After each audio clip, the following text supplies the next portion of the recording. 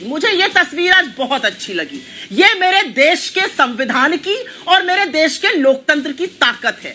नरेंद्र मोदी जी चुनाव के दौरान एक बड़े चैनल के इंटरव्यू में पूछ रहे थे कौन राहुल। अरे वही राहुल जिसने आपकी रातों की नींद और दिन का चैन खत्म कर दिया था, जिसने इस देश की जनता को एकजुट करके खड़ा कर दिया, जिसने आपकी तानाशाही को समाप्त कर दिया। आज मोदी जी घूमकर प्रणाम करते हैं। प्रणाम राहुल जी, बहुत अच्छी तस्वीर है। यही होना चाहिए सदन में, यही संस्कार है, यही संविधान है और यही लोकतंत्र की ताकत है। कौन राहुल जी से प्रणाम राहुल जी कहना पड़ा, अच्छी बात। इस देश के सबसे पवित्र ग्रंथ, इस सबसे पवित्र किताब संविधान को हाथ में लेकर, संविधान को आज का दिन साक्षी मानकर अगर हम सदन में अंदर जा रहे हैं, इसमें क्या आपत्ति हो सकती है? क्या अद्भुत नजारा था, मुझे तो अद्भुत लगा और मुझे लगता है बीजेपी को भी ये करना चाहिए। ये वो संविधान है जो हमें हमारे पूर्वजों ने, जो हमें हमारे इस देश के आजादी के मतवालों ने दिया। बड़ी शहादतें हुई इसके लिए, बड़ी कुर्बानियां दी गई। ब्रिटानिया हुकूमत को घुटने टेकवाकर इस देश से अलविदा कहा गया और तब ये इतना अद्भुत हमें संविधान मिला। मुझे तो लगता है कितना अद्भुत नजारा था ये।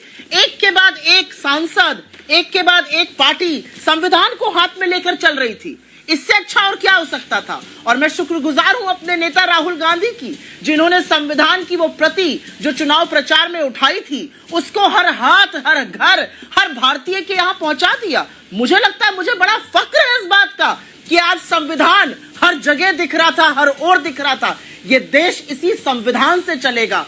ये मैसेज विपक्ष, ये मैसेज सत्ता पक्ष मिलकर देना चाहिए। इसमें किसको क्या आपत्ति हो सकती है? मुझे ऐसा लगता है मोदी जी लंबा बोले अंदर जाने से पहले, और जैसा कि मुझे लग रहा था कि शायद थोड़ा सा जनता ने हेकड़ी निकाली है, शायद थोड़ा सा अहंकार कम होगा, थोड़ी विनम्रता आएगी, वो नहीं होगा। लेकिन आज इस देश में एक शिक्षा की इमरजेंसी आई हुई है।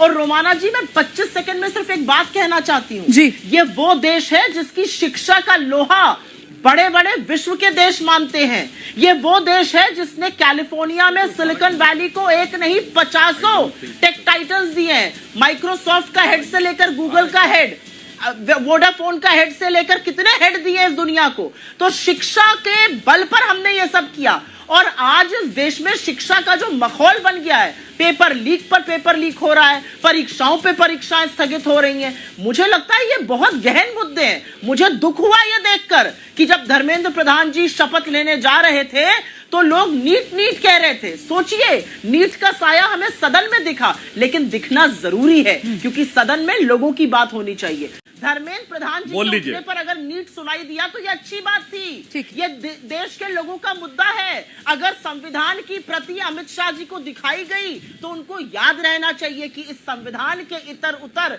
दूसरी कोई बात नहीं हो सकती है। इसमें क्या गलत है? किस हक से आप बात करते हैं संविधान की? और मुझे तो अपने नेता पर फक्र है। राहुल जी ने डंके की चोट पर कहा इमरजेंसी गलत थी, लेकिन आज इस देश में क्या हो रहा है? आपने काले कानून बनाए कृषि के, 750 किसानों की शहादत हुई, किसान 1.25 साल बैठा रहा, आपने किसी से चर्चा नहीं की। आपने पार्लियामेंट में वॉइस वोट से पास कराया जबरन। ये संविधान की आपने अवहेलना करी या सम्मान किया? मैं आपसे पूछती हूँ, आपने सीए पास कराया बिना किसी से बात किए? आपने एक महिला सांसद को, आपके सांसद ने वैशाली की नगर वधू कहा। आपने षड्यंत्र रचकर 2 सांसदों को डिस्क्वालीफाई कराया, एक को सस्पेंड कराया। भला हो सुप्रीम कोर्ट का जिसने राहुल जी का डिस्क्वालिफिकेशन यू टर्न किया।